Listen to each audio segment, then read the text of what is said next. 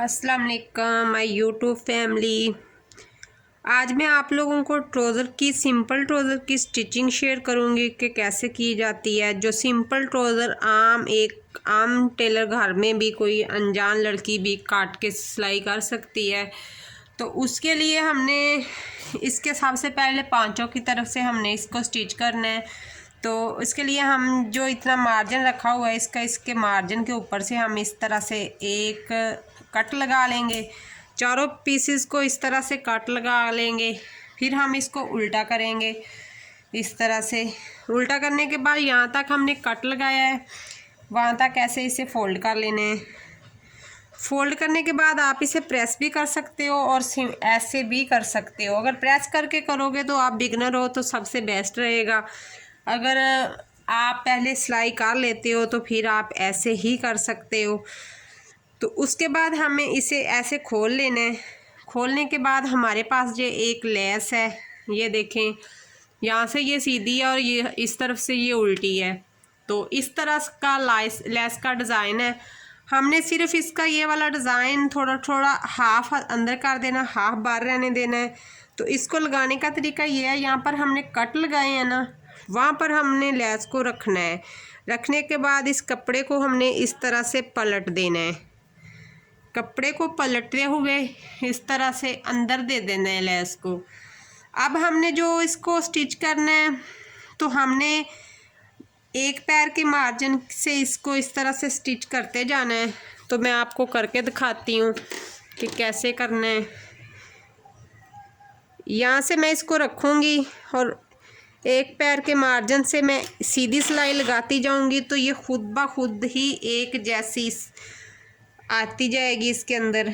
तो लेस को उल्टा ही रखें क्योंकि हमने लेस को साथ अटैच करना है। जब हम पलटेंगे तो ये सीधी हो जाएगी। तो इस तरह एंड तक लेस को रख के देख लें कि हमारा मार्जिन कहाँ तक सीधा है। तो आप अगर बिगनर हो तो लाजमी प्रेस करके करना।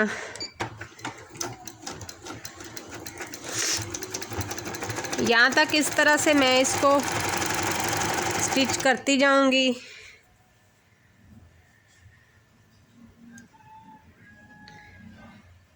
सेंटीमीटर का हिसाब देखें तो 3 सेंटीमीटर के फासले पर मैं सिलाई लगाते जा रही हूँ।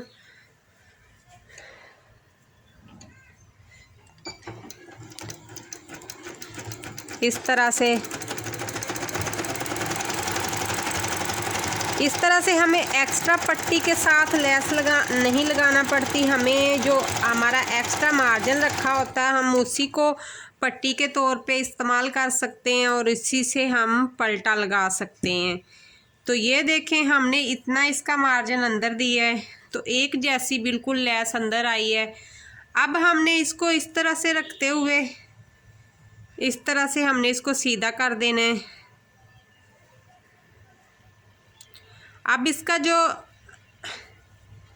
इस तरह से हम सीधा कर देंगे। ये देखें, इतनी ये हमारी लेस आई है इसके अंदर, कितनी ज़बरदस्त लग रही है।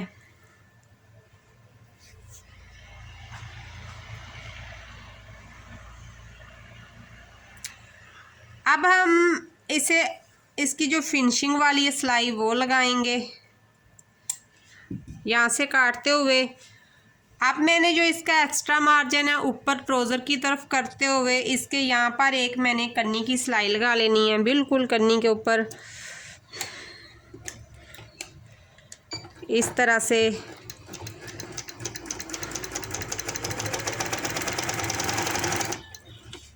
जब हम ये सिलाई लगाते हैं तो इससे बहुत अच्छी फिनिशिंग आती है और लेस को होल्ड करने में मुश्किल पेश नहीं आएगी आपको।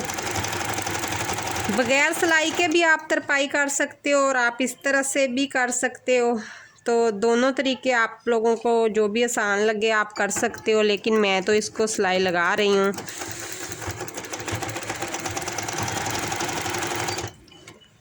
सिलाई 1 पैर की ही लगानी है। आप 1 पैर से ज़्यादा लगाओगे तो वो अच्छी नहीं लगेगी।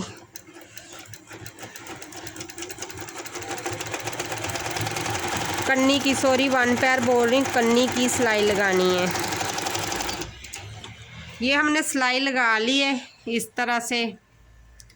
अब हमने इसके एक्स्ट्रा मार्जिन ये खुद ब खुद ही ऊपर की तरफ मुड़ गया है, तो इस तरह से अब हमने जो एक्स्ट्रा मार्जिन है इसे अंदर की तरफ फोल्ड करते हुए एक सिलाई लगा लेनी है सफाई के साथ। जो हमारी पट्टी की एंडिंग सिलाई है इस तरह से पहले फोल्ड करें, फिर इस तरह नीचे रखें और इस तरह से सिलाई लगा दें। पैर का वही हिसाब रखें कि आपका जो पट्टी की मेजरमेंट है ये पट्टी बराबर जा रही है कैसे है, तो वो उस चीज़ का ज़रूर हिसाब रखा करें।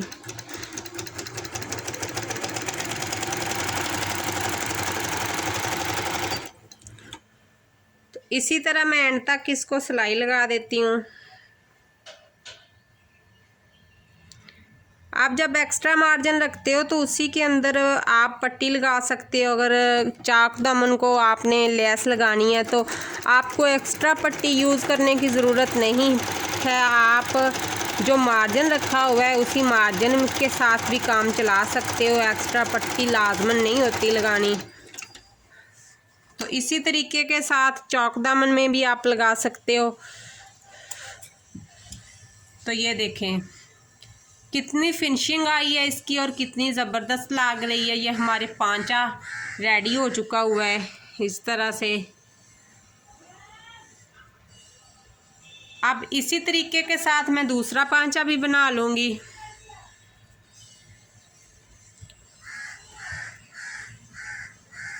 सेम वही तरीका है दूसरा पांचा बनाने का भी, कि उसे सीधा रखते हुए उसके यहाँ पर हमने निशान लगाया, उस पर सीधी लेस रखें। इस तरह ऊपर की तरफ लेस का डिज़ाइन होना चाहिए इस तरह से।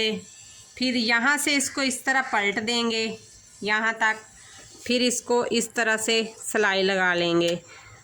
वही जो पहले मैंने तरीका बताया वही तरीका है। मैंने कहा दोबारा दूसरे पांचे पर समझा दूँ ताकि किसी बहन को थोड़ा बहुत डाउट रह गया तो वो थोड़ा बहुत डाउट अपना निकाल लेगी।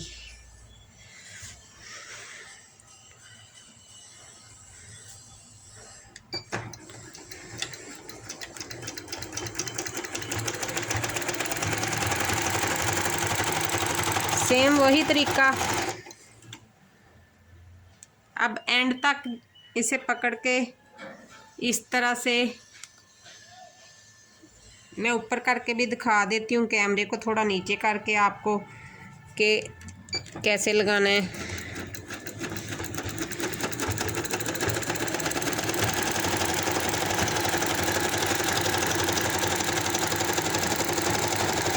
इस तरह से लगाएंगे लेस तो आपके टाइम की भी बचत होगी। वो इस तरीके से कि जो आपका टाइम है वेस्ट नहीं होगा कि एक्स्ट्रा पट्टी को रखो, लेस को रखो, फिर इस तरह करो कि उसको पलटो, फिर उस पर सिलाई लगाओ, तो ये नहीं होगा। ये देखें अब इस तरह से मैंने दूसरी तरफ को भी लगा ली है।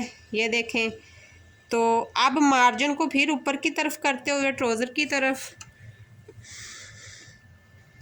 फिर इसको हम कन्नी की सिलाई लगा लेते हैं। यहाँ पर कन्नी की सिलाई लगाना आसान हो जाती है क्योंकि एक सिलाई तो अंदर पहले लग चुकी है।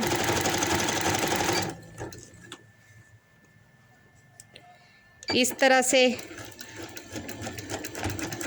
पट्टी को दोबारा आप सीधा करते हो, इसको इस तरह बार बार सीधा करने की ज़रूरत नहीं पड़ेगी आपको, क्योंकि इसकी पट्टी आपने साइड में जो साथ एक्स्ट्रा मार्जिन रखा था उसको यूज़ करते हुए बनाई है। तो इसका यूज़ करना बहुत ही आसान है इस पट्टी को। तो इस तरह से ये मैंने मुकम्मल कर लिया है।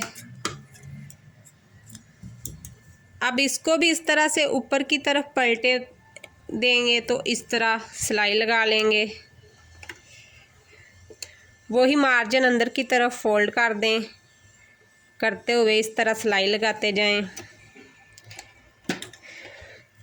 इस सिलाई को लगाते हुए फिनिशिंग आना लाजमी है क्योंकि हमने तरपाई नहीं करनी, इसको स्टिचिंग में ही मुकम्मल कर देना है।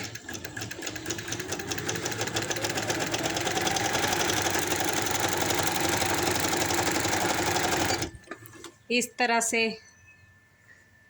अब यहाँ से अब मैं एंड तक इसको पकड़ लेती हूँ। आप थोड़ा थोड़ा करके, अगर आप बिगनर हो, सीखने वाली लड़कियाँ हैं तो वो इससे, या बहनें हैं तो वो इसे थोड़ा थोड़ा फोल्ड करते जाएं और स्टिच करते जाएं। सिंपल मशीन है तो आपको पीछे से खींचने की ज़रूरत नहीं है। मैंने तो इस तरह मैं खींच देती हूँ कपड़े को। मेरी मशीन मोटर पे चल रही है तो इसलिए। अगर आपकी हाथ वाली मशीन है तो कोई ज़रूरत नहीं है खींचने की। ये देखिए ऐसे भी ये चलता ही है। हम टेलरों की तो आदत बन चुकी है कपड़े को पीछे से खींचने की। ये देखें हमारी दूसरी पट्टी भी मुकम्मल हो गई है, पांचा मुकम्मल हो गया है।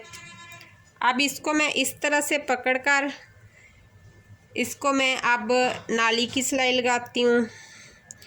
मैं हमेशा आपको यही रेकमेंड करूँगी कि नाली की सिलाई पहले लगाया करें और बाद में आप ऊपर आसन की सिलाई लगाया करें। इस तरह से ट्राउज़र को स्टिच करोगे तो आपका ट्राउज़र जो है वो नाली की तरफ से ऊपर को उठेगा नहीं और फिनिशिंग के साथ आपका ट्राउज़र रेडी होगा। और बैठने उठने में जो आसन की तरफ से खींचता है वो भी नहीं खींचेगा। तो वो 3-4 प्रॉब्लम आपके एक साथ सॉल्व हो जाएंगे इसी मेथड को इस्तेमाल करते हुए।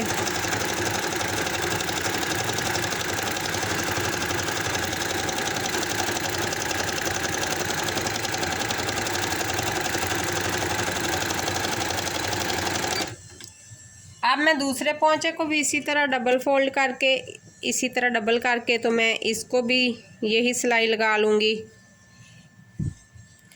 अब यहाँ पर हमें पमाइश करना लाजमी है कि एक दूसरे के ऊपर पांचे को रख के ये वाली पमाइश लेना लाजमी होती है, क्योंकि अगर हम यहाँ से नाप के नहीं सिलाई करेंगे तो हमारा पांचा छोटा बड़ा भी हो सकता है। इस तरह से लेस लटकने वाली है, उसकी लड़ियाँ हैं तो लेस के ऊपर से मैंने सिलाई नहीं शुरू की। अगर वहाँ से करती तो वो अच्छी नहीं लगनी थी, तो अब उसकी जो लेस की पट्टी थी वहाँ से मैंने सिलाई को शुरू किया है।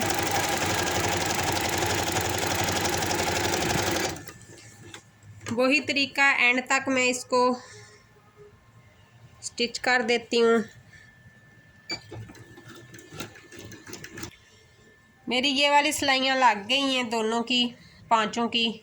तो अब हमें यहाँ पर कोई कट वगैरह लगाने की ज़रूरत नहीं है। ये इतना माशाल्लाह से अच्छा बनेगा कि आप एक दफ़ा स्टिच करके देखना। अब हमने उल्टा ही इसे पड़ा रहने देना है, तो इस तरह से हम इसे पलट लेंगे। अब दूसरा भी हम इसे उल्टे को इस तरह इसकी सीधी साइड उसके साथ ही मिला देंगे। ये दोनों जोड़ हमने आपस में मिला देने हैं, ये वाले इस तरह से जोड़ मिला के हम लोगों ने दरमियान से इसकी सिलाई शुरू करनी है। इस तरह से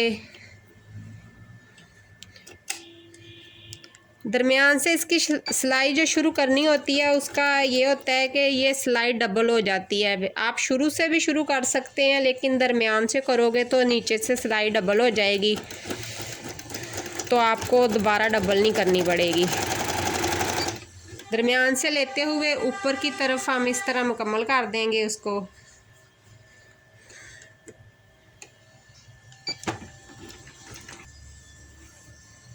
अब यहाँ से हमने इस तरफ से सिलाई शुरू की थी दरमियान से। अब 2 इंच पीछे से हमने इस तरफ से करनी है। यहाँ पे सिलाई लग चुकी है उस तरफ से, इस तरह से।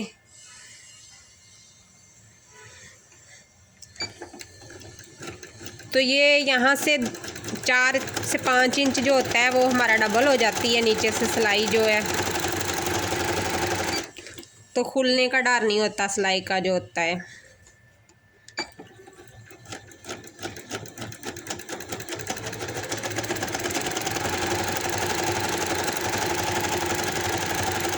इस तरह से मैंने इसको मुकम्मल कर दिया है।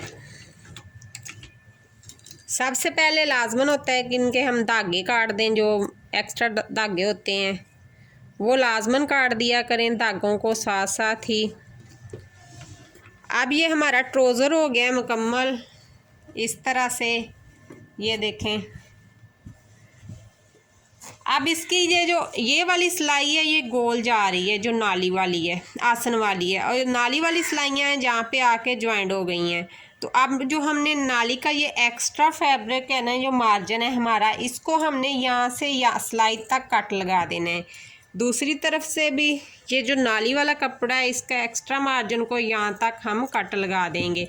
सिर्फ 2 कट्स में ही इसका काम हमने कर देना है इस तरह से। तो ये देखिए, ये इस तरह से आपको नज़र आ रहा है ना कि ये बन रहा है। तो बहुत ही अच्छी इस तरह इसकी आती है फिनिशिंग।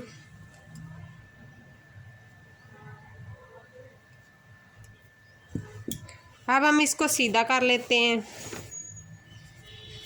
सीधा करने के बाद मैं आपको दिखाती हूँ कि ये हमारा ट्राउज़र सीधा हो गया है। तो ये देखें, ये नीचे से इसके जोड़ और ये इसकी सिलाई बहुत ही फिनिशिंग के साथ होता है। अब हमने इसका, अगर आप साइड वाला ट्राउज़र कट कर रहे हो कि जो प्रोफेशनल स्टाइल में कट करते हो, तो उसकी हम ये वाली आगे की सिलाई है ना, कटिंग है, पहले ही कर देते हैं। लेकिन इसकी मैं बाद में कर रही हूँ कि फ्रंट का जो होता है उसको हमने लूज़ कर देना होता है। कितना लूज़ करना होता है, यहाँ तक हमारा दरमियान बनता है, यहाँ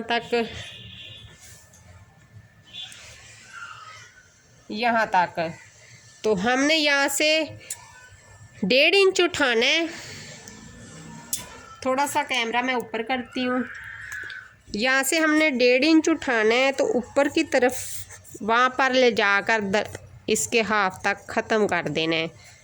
तो ये हमारा आगे का जो हिस्सा है वो लूज़ हो गया है, छोटा हो गया है, और बैक जो बड़ी हो गई है। अब हम इसमें इलास्टिक लगाएंगे, ठीक है।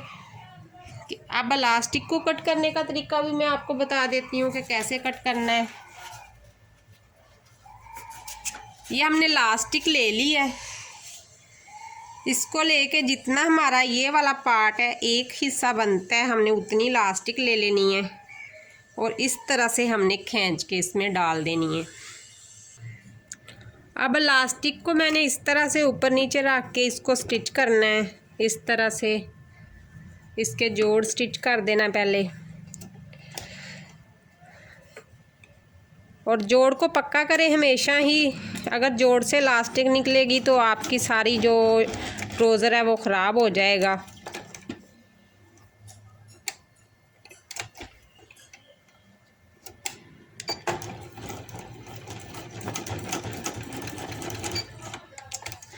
इस तरह से आगे पीछे करते हुए इसकी सिलाइयाँ लगा लें। इलास्टिक का जोड़ लग चुका है। अब हम इलास्टिक को यहाँ पर रखेंगे। जितना हमने अपना एक्स्ट्रा फैब्रिक रखा हुआ मार्जिन के लिए, वो इस तरह ऊपर फोल्ड कर देंगे। फिर इसको भी अंदर की तरफ फोल्ड करते हुए इस तरह से इसकी पहली सिलाई जो हम दोनों फैब्रिक पे आने देंगे, उसको हमने इलास्टिक पे नहीं आने देना। तो इस तरह से इलास्टिक डालने से इलास्टिक बहुत अच्छे तरीके से डलती है और बार बार इसमें कोई प्रॉब्लम भी नहीं आती। तो इस तरह से हम थोड़ा थोड़ा फोल्ड करते जाएंगे। इलास्टिक को इस तरह से अंदर की तरफ खींचते हुए इस तरह से सिलाई लगा लेंगे।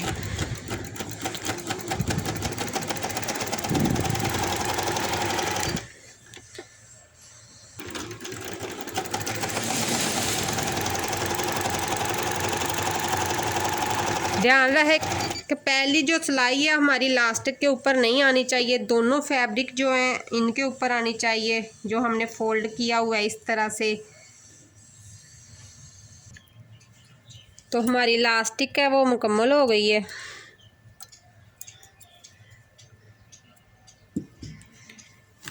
तो इस तरीके से मैंने इलास्टिक को इसमें मुकम्मल कर दिया है। इस तरीके से आप इसको खींचेंगे तो कहीं पर इसके सिलवट नज़र नहीं आएगी, फैब्रिक के साथ ही ये खिंच जाएगी सारी। इसका जो आप ध्यान इसी चीज़ का रखा करें कि इलास्टिक जो उसके वेस्ट के हिसाब से, अगर आपकी जो ट्राउज़र की कटिंग हुई है तो उसी के हिसाब से आपने इलास्टिक डाल देनी है, तो फिर बहुत ही अच्छी इलास्टिक बनेगी। तो अगर आपकी वेस्ट कटिंग सही नहीं है तो वो फिर आपकी इलास्टिक भी सही नहीं बनेगी। अब जो मैंने आगे से कटिंग की थी उसका ये रीज़न था कि ये फ्रंट हमारी छोटी होगी और बैक हमारी बड़ी होगी। तो ये थी हमारी आज की ट्राउज़र स्टिचिंग की वीडियो जो मैंने आप लोगों से शेयर की, और गुम तरीके में और गुम सिलाई में कैसे हमने लेस को लगाया, एक्स्ट्रा फैब्रिक यूज़ किए हुए पट्टी इसी के अंदर से ही हमने उसको इस्तेमाल किया। तो आज की वीडियो इतनी ही, मिलते हैं कल की वीडियो में। अल्लाह हाफिज़।